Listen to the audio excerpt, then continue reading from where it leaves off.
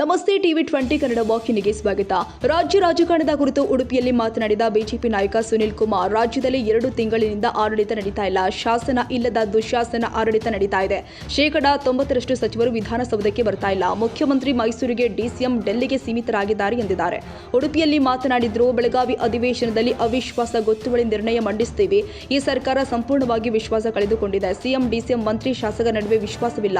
ಸದನದಲ್ಲಿ ನಾವು ವಿಶ್ವಾಸ ಮತವನ್ನ ಯಾಚಿಸುತ್ತೇವೆ.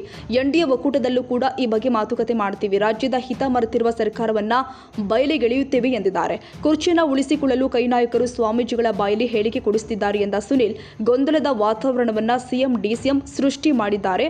ರಾಷ್ಟ್ರೀಯ ಅಧ್ಯಕ್ಷ ದಲಿತ ನಾಯಕ ಖರ್ಗೆಯನ್ನ ಕಡೆಗಣಿಸಲಾಗಿದೆ. ಸ್ವತಃ ರಾಷ್ಟ್ರೀಯ ಅಧ್ಯಕ್ಷರೇ ಹೈಕಮಾಂಡ್ ಎನ್ನುತ್ತಾರೆ ಎಂದು ವ್ಯಂಗ್ಯ ಮಾಡಿದ್ದಾರೆ. ನೋಡಿ, ಕರ್ನಾಟಕದಲ್ಲಿ 2 ತಿಂಗಳಿನಿಂದ ಒಂದು ಆಡಳಿತ ಇಲ್ಲದಂಥ ಪರಿಸ್ಥಿತಿ ಕರ್ನಾಟಕದಲ್ಲಿ ಮೊದಲನೇ ಬಾರಿಗೆ ನಿರ್ಮಾಣ ಆಗಿದೆ.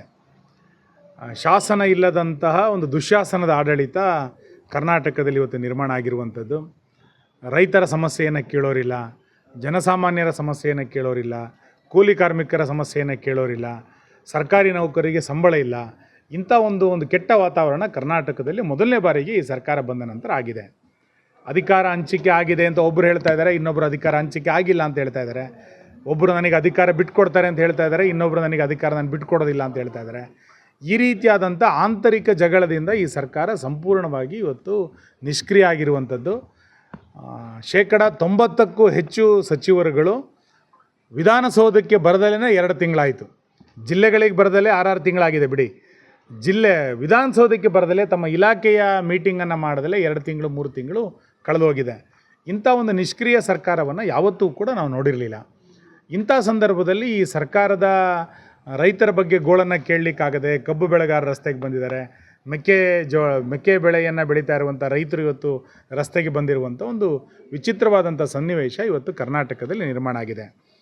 ಮಾನ್ಯ ಮುಖ್ಯಮಂತ್ರಿಗಳು ಮೈಸೂರಿಗೆ ಸೀಮಿತ ಆಗಿದ್ದಾರೆ, ಮಾನ್ಯ ಉಪಮುಖ್ಯಮಂತ್ರಿಗಳು ಡೆಲ್ಲಿಗೆ ಸೀಮಿತ ಆಗಿದ್ದಾರೆ. ರಾಜ್ಯದ ಆಡಳಿತವನ್ನು ಇಡೀ ಮಂತ್ರಿಮಂಡಲ ಇವತ್ತು ಕುಸಿದು ಬಿದ್ದಿರೋದನ್ನು ನಾವು ಇವತ್ತು ಕಾಣ್ತಾ ಇದ್ದೇವೆ. ಇಂಥ ಸಂದರ್ಭದಲ್ಲಿ ನಾನು ಬೆಳಗ್ಗೆ ಸನ್ಮಾನ್ಯ ಅಶೋಕ್ ಅವರ ಜೊತೆಗೆ, ನಮ್ಮ ನಾಯಕರ ಜೊತೆಗೆ ನಾನು ಮಾತುಕತೆಯನ್ನು ಮಾಡ್ತಾಯಿದ್ದೆ. ಬೆಳಗಾವಿ ಅಧಿವೇಶನದಲ್ಲಿ ಅವಿಶ್ವಾಸ ಗೊತ್ತುವಳಿಯನ್ನು ಮಂಡನೆ ಮಾಡಬೇಕು ನಾವು. ಈ ಸರ್ಕಾರ ಸಂಪೂರ್ಣವಾಗಿ ವಿಶ್ವಾಸವನ್ನು ಕಳ್ಕೊಂಡಿದೆ.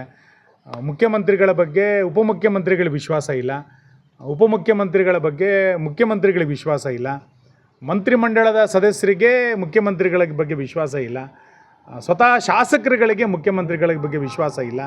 ಇನ್ನು ರಾಜ್ಯದ ಆಡಳಿತವನ್ನು ಇವತ್ತು ಸಂಪೂರ್ಣವಾಗಿ ಮರೆತಿರುವಂಥ ಯಾವ ರಂಗದಲ್ಲೂ ಕೂಡ ಈ ಸರ್ಕಾರ ವಿಶ್ವಾಸ ಗಳಿಸೋದ್ರಲ್ಲಿ ಸಂಪೂರ್ಣವಾಗಿ ವಿಫಲ ಆಗಿದೆ. ಈ ಹಿನ್ನೆಲೆಯಲ್ಲಿ ಈ ಸರ್ಕಾರದ ಬಗ್ಗೆ ವಿಶ್ವಾಸ ಮತವನ್ನು ನಾವು ಕೇಳಬೇಕು, ಅವಿಶ್ವಾಸ ಗೊತ್ತುವಳಿಯನ್ನು ಮಂಡನೆ ಮಾಡಬೇಕು ಅನ್ನುವಂಥದ್ದನ್ನು ನಾನು ಮಾನ್ಯ ಅಶೋಕ್ ಅವ್ರ ಜೊತೆಗೆ ಇವತ್ತು ಚರ್ಚೆಯನ್ನು ಮಾಡಿದ್ದೇವೆ. ನಮ್ಮ NDA ಪಾರ್ಟ್ನರ್ ಜೊತೆಗೆ ಮಾತುಕತೆಯನ್ನು ಮಾಡಿ, ಹಿರಿಯರ ಜೊತೆಗೆ ಮಾತುಕತೆಯನ್ನು ಮಾಡಿ ಇದನ್ನು ತೆಗೆದುಕೊಂಡು ಹೋಗಬೇಕು ಬೆಳಗಾವಿ ಅಧಿವೇಶನದಲ್ಲಿ ಅನ್ನೋದನ್ನು ಚರ್ಚೆ ಮಾಡ್ತೀವಿ ಅಂತ ಹೇಳಿದ್ದಾರೆ.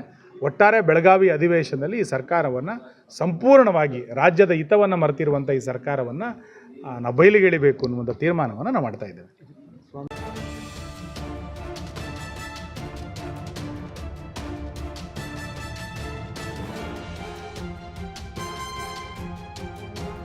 ಕನ್ನಡಿಗರ ಮೆಚ್ಚಿನ ನಿಮ್ಮ ಟಿವಿ 20 ಕನ್ನಡ ವಾಹಿನಿ ಇದೀಗ ಟಿವಿಯಲ್ಲಿ ಲಭ್ಯ.